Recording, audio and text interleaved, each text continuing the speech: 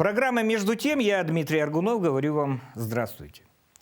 Хит якутского кино, фильм «Рядовой Чарин» по повести Тимофея Сметанина покажут на СТС в праздничные дни.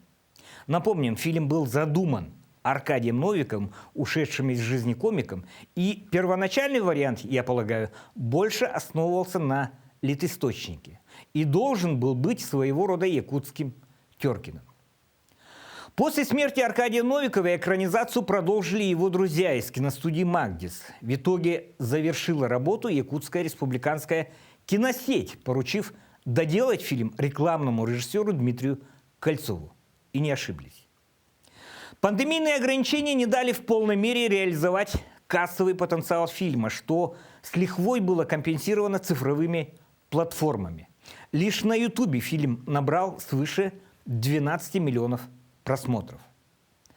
Что более всего отрадно, и что наверняка пришлось по душе создателям фильма, преобладающее большинство отзывов положительные. Бюджет фильма потрясает воображение. Привыкшие к голливудским и даже отечественным мегабюджетам, критики просто не могут поверить, что такой душевный фильм можно было снять меньше, чем за 10 миллионов рублей.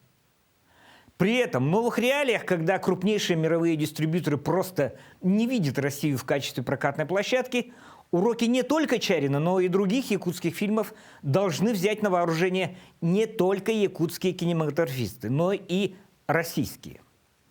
В ближайшей перспективе, конечно же, нет замены ушедшим блокбастерам, но тенденция того, что россияне готовы, по крайней мере, смотреть качественное отечественное кино, вселяет надежду. Теперь дело за малым, чтобы стали смотреть, как и западные, за деньги. Это, к слову, увидимся.